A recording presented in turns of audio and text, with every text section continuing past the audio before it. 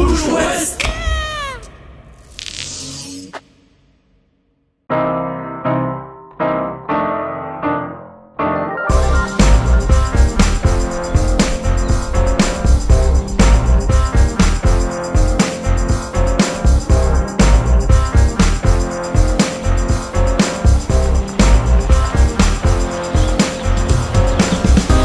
Bonjour, je suis ravie de vous retrouver pour une nouvelle émission Les coulisses du chef.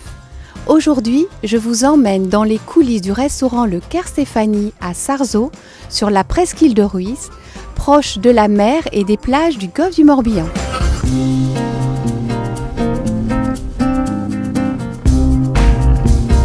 Je me trouve avec Arnaud Domette, qui a repris récemment ce restaurant avec son épouse Manon et qui en ont fait un endroit chaleureux et plein de charme. Bonjour Arnaud. Bonjour. Merci de nous recevoir dans votre restaurant. Merci à vous. Je vous en prie. Donc avant de vous suivre dans votre cuisine pour voir ce que vous allez nous préparer aujourd'hui, pouvez-vous me parler de votre parcours ? Alors j'ai un parcours un peu atypique. Après des études d'ingénieur en chimie, j'ai fait une réorientation avec l'école Ferrandi à Paris, où après une formation de 2 ans, je suis parti d'abord 1 an en Australie, au restaurant gastronomique de l'Opéra de Sydney. J'ai travaillé 3 ans avec Éric Prat à la Maison La Meloise en Bourgogne, où ça a été vraiment une expérience formidable. Et après, j'ai eu un poste de second pendant presque 2 ans chez Thierry Drapeau en Vendée. Ma femme, qui est originaire de Vannes, voulait pas finir en Alsace, donc du coup, elle voulait se rapprocher de la mer, de ses racines, etc. Et donc voilà, c'est elle qui a eu le dernier mot. Et voilà, vous vous retrouvez ici dans ce joli endroit. Donc quel genre de cuisine pouvons-nous déguster dans votre restaurant ? Alors c'est une cuisine gastronomique comme j'ai appris à en faire depuis 10 ans, technique, j'ai été formé par des meilleurs ouvriers de France, donc c'est vrai que j'aime ce côté technique.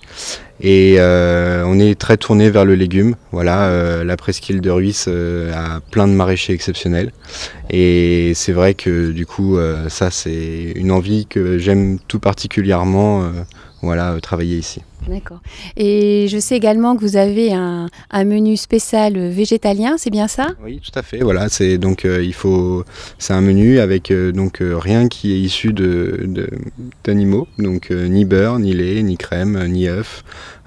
C'est 100% légumes, bouillon, huile d'olive, et c'est cuisiné. C'est un menu unique et les gens peuvent venir déguster, vraiment les légumes des maraîchers. Alors aujourd'hui, qu'est-ce que vous allez nous préparer ?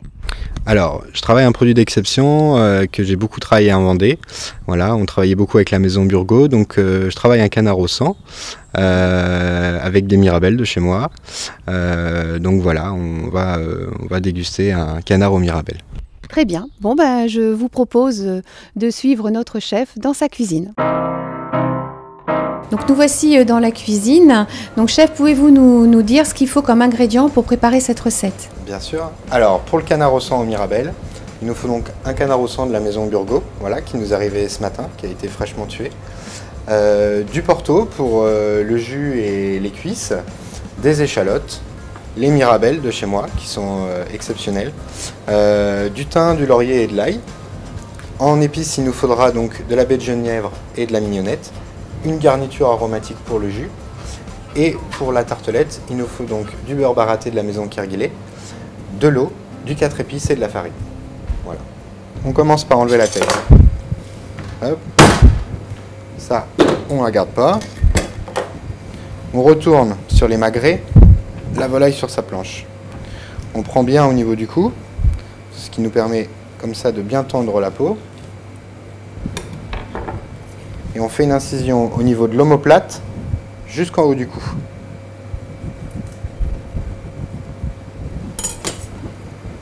On dégage bien le cou, qu'on retire et qu'on décolle de la peau.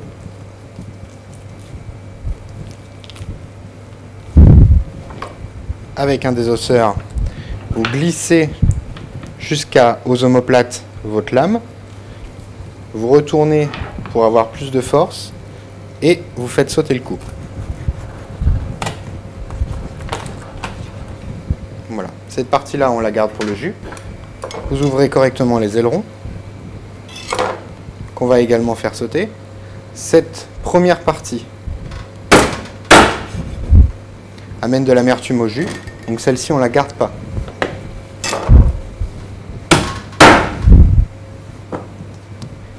La deuxième partie de l'aileron,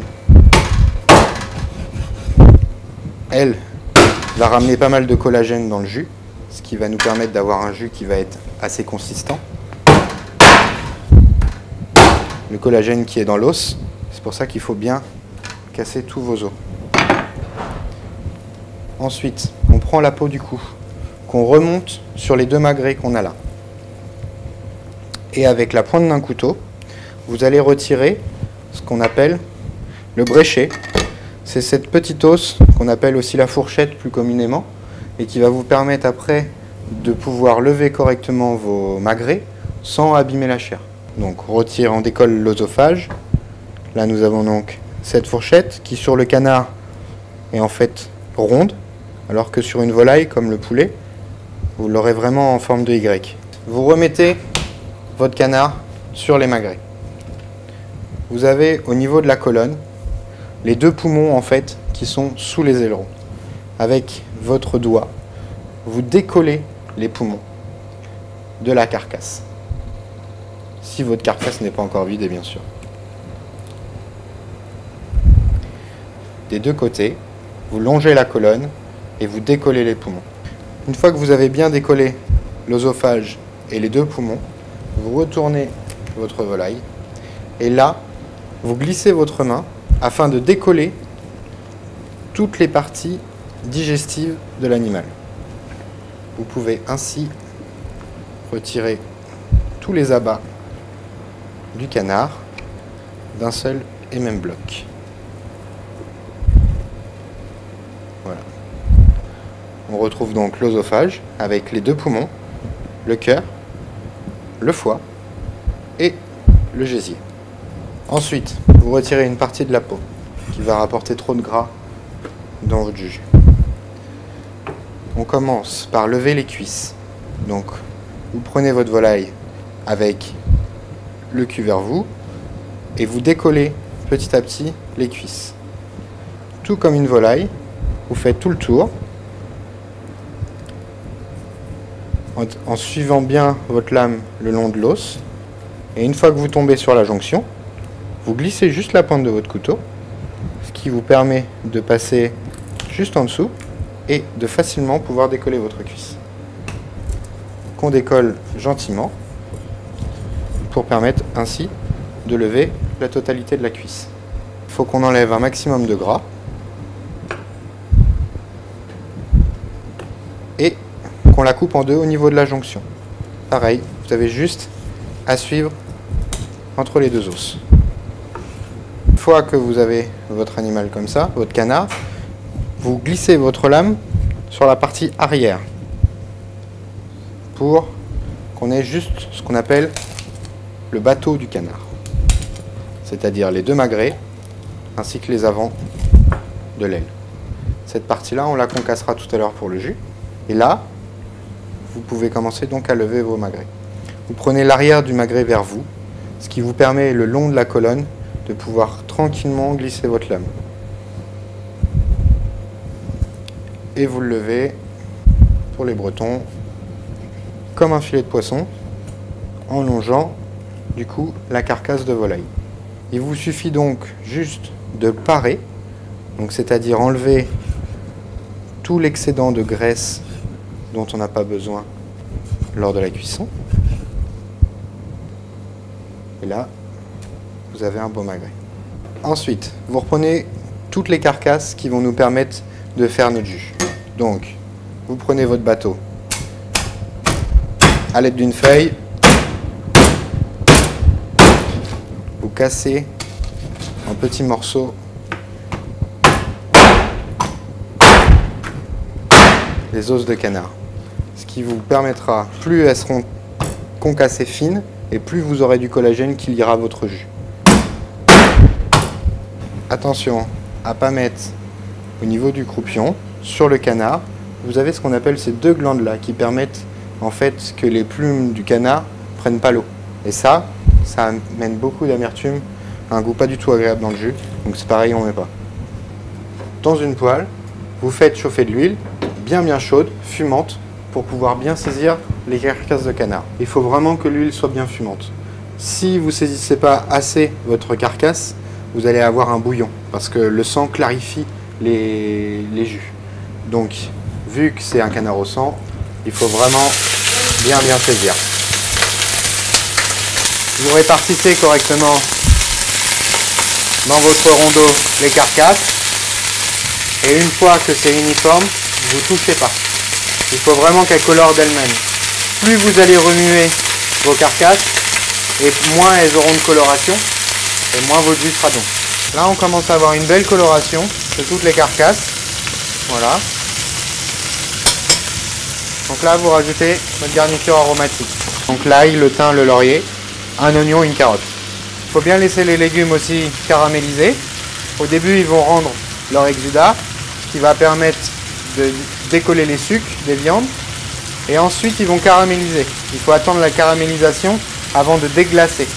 À partir du moment où les légumes et la carcasse a rendu ses protéines, son exudat, on va les pincer, les caraméliser pour apporter coloration et goût au jus. Et donc là, on est quasiment bon. Je vais pouvoir commencer à déglacer au porto.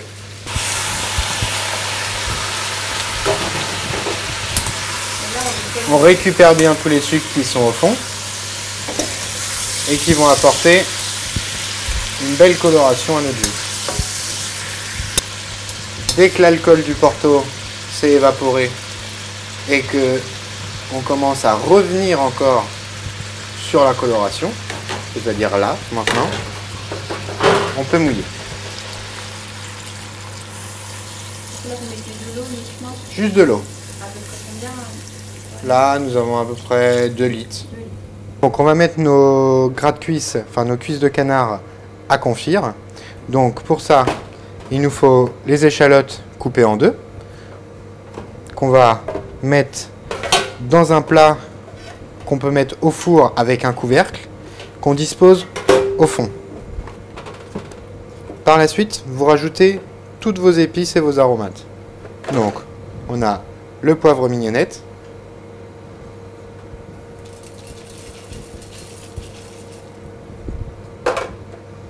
les baies de genièvre,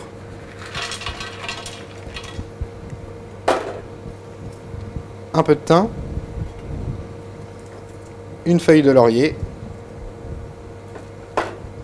et 2 gousses d'ail, pas fondues. Sur ces aromates et ces épices, vous disposez bien à plat vos morceaux de cuisse de canard de cette façon. Vous n'avez plus qu'à mouiller jusqu'à hauteur de porto, mettre un couvercle et mettre 2 heures au four à 160.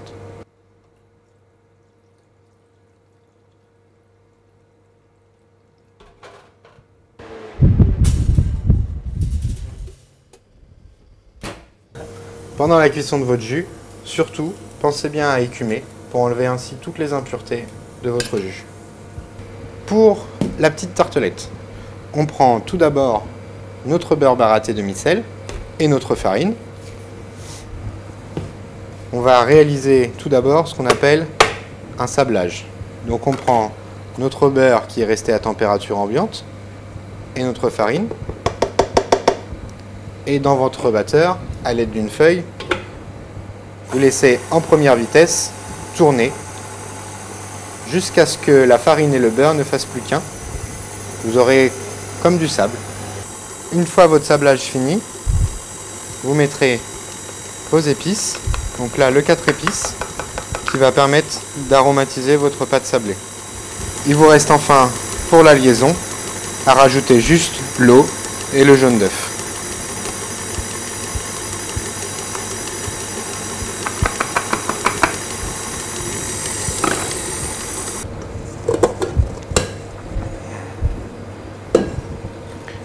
Une fois votre pâte terminée, il ne vous reste plus qu'à la filmer et la laisser reposer une demi-heure au frigo. Après avoir fleuré votre plan de travail, reprenez votre bâton de pâte, fleurez votre pâton de pâte. Fleurez votre rouleau. Et commencez à l'étaler.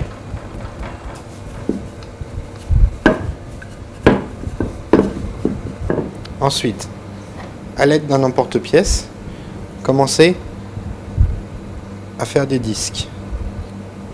Ensuite, pour créer la base de la tartelette, on l'emporte-pièce avec une douille pour avoir un tout petit trou juste au milieu de votre tartelette.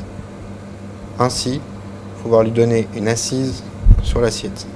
Sur des demi-sphères qui passent au four, prenez ainsi vos disques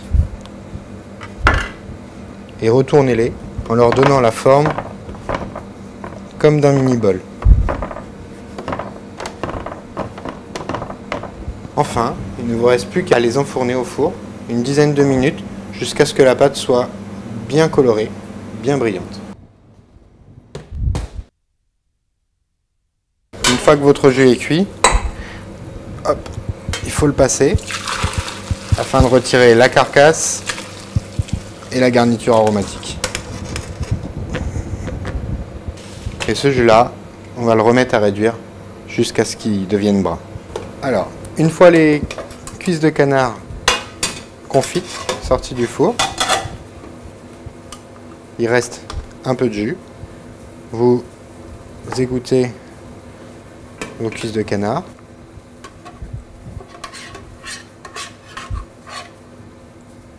Ce jus de cuisson, on va le faire réduire à sec, ce qu'on appelle. Ça va nous permettre de nous donner une première base sur laquelle on va ajouter ensuite la réduction du jus de canard. Qu'est-ce qu'on va faire là maintenant donc là, on va les dépioter. Donc on enlève la partie grasse de la cuisse qu'on ne garde pas pour garder juste l'os. Ensuite, prenez vos échalotes.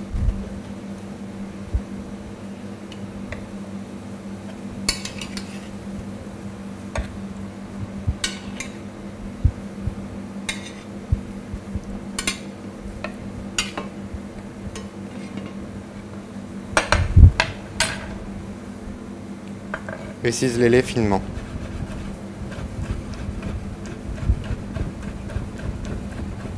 Reprenez votre chair de cuisse, taillez-la en petits morceaux.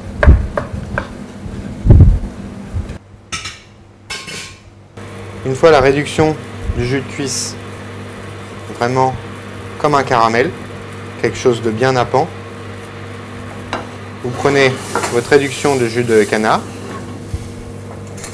que vous filtrez. Et comme si vous décuisiez votre caramel sur la réduction de jus de cuisse. Dans cette réduction de jus de canard, on va donc ajouter la mignonnette de poivre et les baies de genièvre pour ramener un peu de goût encore à notre jus de canard. Et la mignonnette.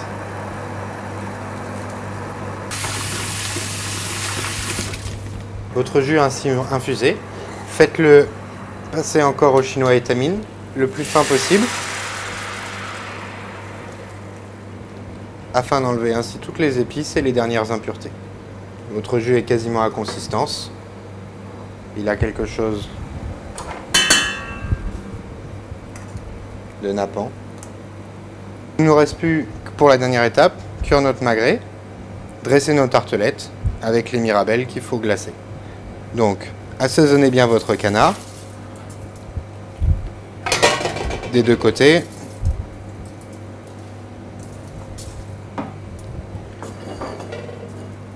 Mettez-le sur un feu assez vif avec un départ à froid, ce qui va nous permettre de laisser cuire la graisse. Il va cuire dans sa graisse et ainsi avoir une peau bien croustillante. Vous mettez dans une poêle une grosse noix de beurre demi-sel, et une fois qu'il sera mousseux, on lancera les cloches. Dans une petite casserole également, vous mettez une grosse cuillère d'échalotes confites, ainsi que la cuisse de canard confite. laissez le tout lié. Quand votre beurre est bien mousseux, vous pouvez mettre vos mirabelles et vous les laissez revenir bien dans votre beurre mousseux.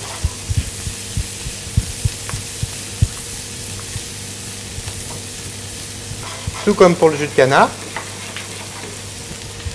déglacez légèrement au porto vos mirabelles afin que leur jus, le beurre et le porto permettent un glaçage intéressant de la mirabelle. Cet appareil, liez-le à la sauce au jus de canard que vous avez réalisé.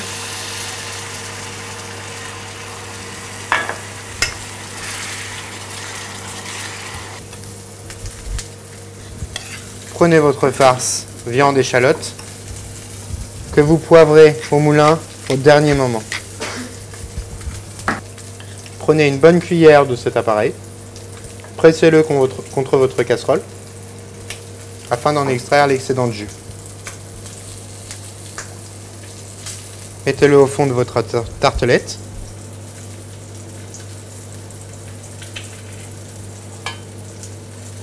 Afin qu'elle garnisse tout le fond de la tartelette.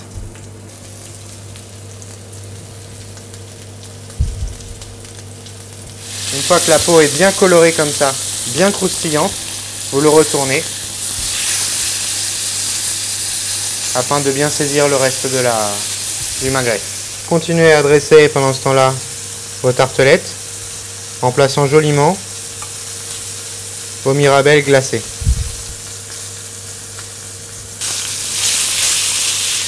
Retirez votre magret et mettez ainsi le tout au four à peu près 5 minutes. Une fois sorti du four, votre magret, il faut qu'il repose un petit peu. Si vous le mettez à 5 minutes, il faut qu'il repose 5 minutes, à peu près un temps pour temps. Vous le taillez en deux dans le sens de la longueur.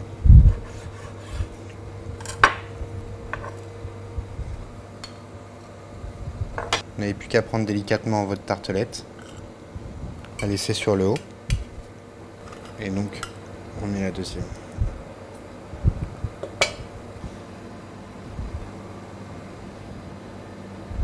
Il ne vous reste plus qu'à saucer. Ben voilà, maintenant il ne reste plus qu'à déguster. C'est ça, exactement. On va commencer alors. Voilà. Alors voyons. C'est vraiment excellent parce qu'on ressent bien les épices de la petite tartelette, ça donne du croquant. Oui. Enfin, on en a eu plein les yeux, hein, il y a eu pas mal de choses. Alors si vous aussi, je suppose que vous êtes comme moi, vous avez envie de refaire ce plat chez vous. Et je pense que vous avez de quoi réussir parce que vraiment il y avait tout, il y avait la technique, il y avait des astuces. Donc je vous laisse en cuisine préparer ce bon plat et le déguster avec votre famille. Et n'hésitez pas aussi à venir ici au restaurant Le Caire Stéphanie où vous pourrez déguster l'excellente cuisine d'Arnaud Domecq. Merci à vous. Je vous remercie et je vous dis à très bientôt pour une prochaine émission dans les coulisses du chef. Au revoir. Merci, au revoir.